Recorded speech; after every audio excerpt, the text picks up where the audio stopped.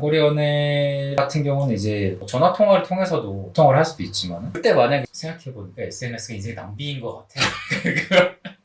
그러니까 SNS로 소통하지 말자 이렇게 얘기하면은 여자친구가 그렇게 얘기해. 뭐라고 얘기하는데? 오빠 우리 이제 헤어져.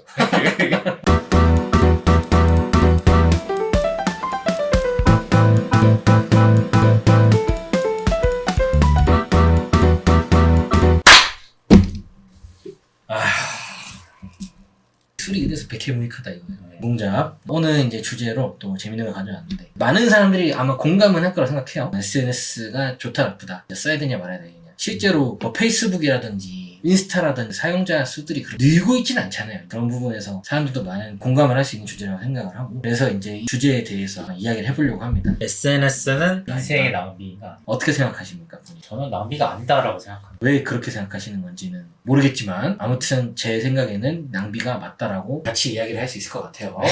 같이 쉽지 않아요. 애증의 두산 팬들이랑 모두가 다 알고 있을 그 일을 야구 팬들도 다 알고 있을 사례도 있고 아무튼 이 순기능이라는 게 여러 가지가 있잖아요. 그렇죠. 왜 순기능만 있는지 얘기를 하기 전에 SNS가 인생의 낭비다라고 한 거는 맨체스터 유나이티드 감독이었던 퍼거슨 경이 그렇게 얘기를 했던 건데 그렇죠. 그렇게 얘기를 한 이유에 대해 생각을 해봤는데 퍼거슨 경은 축구 감독이잖아. 감독이니까 자기도 그렇고 뭐 코치나 선수들이 SNS를 해서 한눈을 팔면 안 된다 그런 상황이 있었을 것 같아요. 그 위치에서는 SNS가 이미 선수들한테 도움이 안 된다는 걸 알고 있으니까 네, 알고 있으니까 그래서 일부러 그게 낭비다라고 해서 네. 선수들을 차단한 거예요. 선수들도 차단하고 부담적으로 이렇게 보고 있는데 SNS 마음껏 해라 그러면은 마음껏 해가지고 뭐 맨유 꼴등한다 이러면은 잘 잘릴 수가 있으니까 최대한 그 축구에 집중할 수 있는 그런 얘기를 한 게 아닌가. 네, 저는 개인적으로 요즘 역기능이 좀 도를 넘었다고 생각을 해요. 특히 이제 인플루언서들 소위 말하는 이전에 1편에서 언급했던 뭐 김풍 아저씨나 곽튜브라든지 재밌는 유튜버들도 많지만 파이팅 넘치는 여성분들의 사진을 같이 공유할 수 있는 그런 인스타그램들도 막 제가 의도하지 않은데 막 뜨는 경우도 있더라고. 근데 좀 이게 좀 솔직히 민망한 경우가 너무 많은 것 같아요. 물론 뭐 감사하긴 한데 그거는 감사하긴 한데 나쁘진 않잖아요. 이분들이 올려주는 거를 내가 막을 수도 있는 것도 아니고 이분들이 보라고 올려주신 거니까 나쁘다 말할 수는 없고 그냥 감사한 정도로 생각을 하는데 근데 여기에 대해서는 내가 굳이 알고 싶지 않은 정보까지도 가끔 올라올 때가 있고 내가 내 가족이랑 SNS를 공유할 일은 거의 없겠지만 예를 들어서 내가 나중에 추후에 어떤 주니어 어떤 분이 뭐 같이 이제 만들어 나갈지 모르겠지만 나중에 봤는데 그 친구가 SNS로 여식구리를 한 걸 보고 있을 걸 생각하니까 그것도 좀 이거 아닌 것 같다 생각이 좀 드는 거지 솔직히 말하면. 심지어는 내 주위에 폴댄스 같은 거 이렇게 하는 거 멋진 운동이고 되게 훌륭한 그 운동이라는 걸 알고 있는데도 지하철에서 이거 보다가 이게 딱 나오면은 민망하다. 좋아요도 못 눌러 일단 이거는 좋아요 누르는 것도 좀 그래. 이분들한테 좀 신뢰가 될 것 같기도 하고 더블 클릭하는 거 자체도 좀 민망해 괜히 계속 이렇게 나오다 보면은 나중에 이제 동혜정 씨 주니어가 나왔다고 쳤을 때 그 친구도 그러면은 SNS에 수많은 이모 고모들의 이런 모습을 볼 거 생각하니까 또 나도 민망한데 애들한테 이 정도 오면은 진짜 이건 좀 유해하지 않나? 이 생각이 좀 개인적으로 든다는 거지. 근데 동혜정 씨의 자녀분이 만약에 풀댄스를 한다면 감다면 민망할까요? This is 스포츠다. This is 스포츠. 나쁘다고 말할 수 없지. 맨유 감독처럼 퍼거슨 씨처럼 SNS 인생 낭비다 이렇게 얘기하신 건가? 풀댄스고 따님께서 그걸 하신다고 하면 말릴 수는 없네. 좀 쉽지 않을 것 같은데. 쉽지 않다. 뭐 개인의 자유니까 할 말은 없지만 아버지가 안 돼봐서 모르겠네. 아들일 수도 있고 아들이 폴댄스 춘다 하면 걔는 바로 그냥 왜요? 왜? 요즘 같은 세상에 남자가 폴댄스를 추는 경우가 있긴 있겠죠? 있긴 있겠죠. 보지는 못해. 나도 보지는 못해. 있긴 있어. 그냥 뭐 요가 필라테스도 뭐 요즘 남성분들도 많이 하긴 하던데. 아무튼 그런 느낌이다 이거지. 그러니까 굳이 알고 싶지 않은 정보까지 노출이 된다. 범죄에 쓰일 수도 있어 나쁘게 말하면. 그렇죠. 네. 아무튼 또 이야기 좀 해봐요. 저는 SNS의 순기능이 그럼 뭐냐? 역기능만 있다고 보기에는 너무 우리 삶에 많이 들어왔고 이제 산업들도 있잖아요. 뭐 바이럴 마케팅이라든지 인스타를 이용해가지고 뭐 어떤 물건을 판매한다든지 그런 부분에 대해서 우리 삶에 너무 많이 들어와 있고 실제 저도 그런 바이럴 마케팅을 하는 데에서 이제 알바 같은 것도 했었고 데이터를 이렇게 눌렀다가 껐다 하면 이제 IP를 새로 받아가지고 노출시키고 싶은 블로그를 클릭을 해가지고 상위에 올린다든가 그런 거를 하는 것도 작은 사업이 될 수도 있고 아니면 제 핸드폰 같은 경우도 케이스를 인스타를 통해서 구입을 했단 말이에요. 인스타 뭐 DM 보내면 뭐 계좌번호 받아가지고 뭐 디자인 이렇게 해주세요 하면은 금방 제작이 되고 그런 게 요즘에 많이 이제 사업이 되고 있기 때문에 소규모 생산을 하는 쪽에서는 DM을 받아서 그거를 주문하는 그렇기 때문에 뭐 그게 뭐 뭐 누군가에게는 밥벌이의 수단이 될 수도 있기 때문에 밥벌이의 수단으로 SNS 이용하고 있는데 그게 낭비다라고 좀 치부를 하기에는 밥벌이 하는 입장에서 좀 서럽지 않아. 또 한 가지는 전선징악의 측면을 좀 얘기를 하고 싶은데 요즘엔 뭐 연예인이나 뭐 어떤 유명한 운동선수가 됐을 때 과거에 이제 학폭을 저지른 사례가 이제 뒤늦게 밝혀지면서 연예인의 활동을 더 이상 이제 못하게 되는 그런 상황도 나오는데 근데 사실 개인적인 생각으로는 학폭을 저지른 사람이 감춰진 상태에서 대중들한테 인기를 얻고 돈을 많이 벌고 좋은 현상이라고는 생각은 안 하거든요. 과거에 그런 잘못이 있던 사람이 왜냐하면 그 피해자들은 지금 어디선가 피눈물을 흘릴 수 있기 때문에 그런 사건이 있었을 때 사이버 레카가 될 수도 있고 아니면은 뭐 누군가가 의도적으로 게시를 해서 그런 게 밝혀질 수도 있는데 어쨌든 그런 게 이제 밝혀져가지고 그 사람이 이제 유명세를 못 얻게 하는 뭐 그런 역할도 할 수가 있고 또 하나는 장거리 연애를 하시는 분들 장거리 연애 같은 경우는 이제 뭐 전화 통화를 통해서도 소통을 할 수도 있지만 대부분 이제 뭐 직장을 다닌다거나 하면 SNS로 이제 서로의 안부를 묻거나 내 마음이 이제 변하지 않았다라는 걸 인증을 할 때가 많은데 그때 만약에 생각해보니까 SNS가 인생의 낭비인 것 같아. 그러니까 SNS로 소통하지 말자 이렇게 얘기하면은 여자친구가 그렇게 얘기해요. 뭐라고 얘기하는데? 오빠 우리 이제 헤어져. 이렇게 얘기하죠.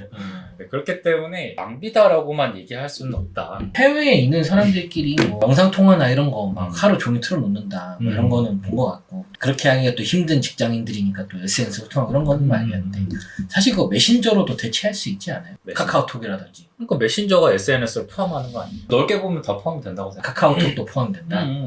그러면은 이제 역기능으로 그럼 이야기를 하면은 네. 여러 가지들이 또 있긴 한데 그냥 하나만 또 이야기를 해보면 우선 앞에 나왔던 학폭 이야기 같은 경우는 그거는 사적 제재잖아요 사실 법적으로 사람에 대해서 누군가 정당한 권리나 거기에 대한 뭐 수사권을 가지고 행동하는 것이 아니라 사법 제재이기 때문에 이거를 가려내는 데에도 시간이 오래 걸리는 것도 사실이고 이게 진짜인지 드러내는 것 자체도 어려운 일인데 올바르다, 좋다의 문제로 보는 거는 좀 문제가 있을 것 같아요. 이 행위 자체에 대해서는 누군가가 지켜볼 수 있는 뭐 그런 상황이 아니기 때문에 최소한의 대자보 같은 느낌, 신문과 같은 느낌으로 쓰이는 게 맞지 않겠나 이런 생각이 들어요. 요즘은 또 가짜뉴스가 너무 많다는 거예요. 가짜뉴스가 아주 근원지를 보통 SNS로 많이 뽑잖아요. 뭐 커뮤니티가 될 수도 있고 페이스북, 인스타그램 아니면 실제로 신문사에 있는 어떤 기자들마저도 이런 곳에서 좀 이상한 정보들 체크가 되지 않았는데 쓴다든지 이런 경우도 있고 여기에 대해서 또 재밌는 게 하나 더 있네.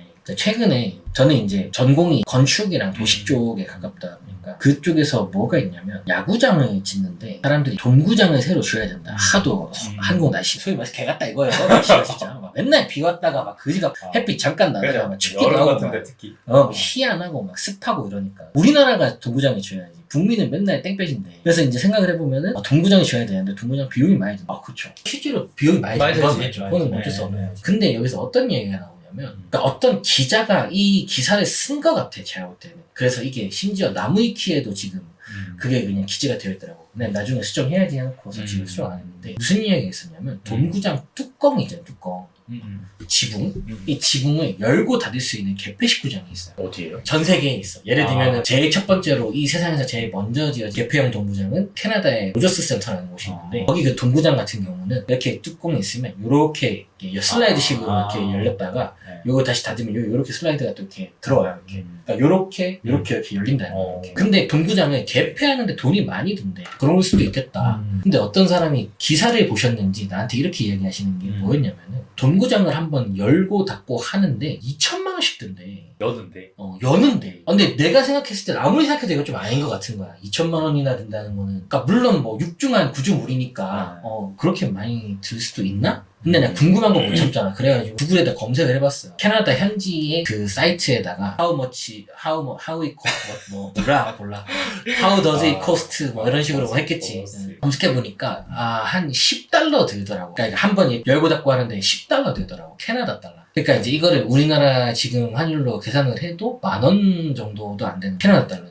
물론 그 기사도 좀 오래된 거긴 하겠지만 그래도 물가 상승률을 감안을 해도 몇 년 전이라고 하더라도 어찌됐든 간에 그게 막 10만 원 막 이렇게 뛰지는 않을 거 아니에요. 그럼 누가 처음에 2천만 원이라고 이야기했냐. 물론 뭐 인프라 계열이나 이런 것들이 그쪽이 빠삭하지가 않으니까 전공 분야가 아니니까 틀릴 수는 있는데 팩트 체크 정도는 솔직히 할 수 있는 내용이잖아요. 동구장 있는 나라들의 사이트에다가 how how does it cost 블라블라블라 치면 나오는 거 아니야. 그러면 그거를 한 번이라도 해봤으면 나쁘지 않을 것 같은데 이거를 한 번도 안 하고 기사로 올라가니까 그 전국에 있는 모든 야구 팬들 중에 그래도 한 5분의 1 이상은 이거 동구장 열고 닫는데 돈 막 2천만 원씩 든다고 하는데요. 이거를 다 믿고 있는 사람이 실제로 있더라고. 근데 아무리 생각해도 그거는 상식적으로 말이 안 되는. 그러니까 이런 것들이 SNS 상에서 쫙 퍼져 있다는 거야. 그러니까 이게 상식이 돼버리는 게 무섭다 이거지. 난 이런 세상에선 참 SNS가 진짜 역기능이 너무 많구나 이 생각이 들어요. 사실이 아닌데 사실처럼 받아들일 수가 있다. 그렇지. 근데 그게 SNS 때문에 그런 건 아닌 것 같다. 그렇게 실제로 가짜 뉴스들이 생산이 되잖아? 그러면 그걸 받아들이는 대중의 입장에서는 이 SNS를 검증할 수 있는 수단이 거의 없다는 거지.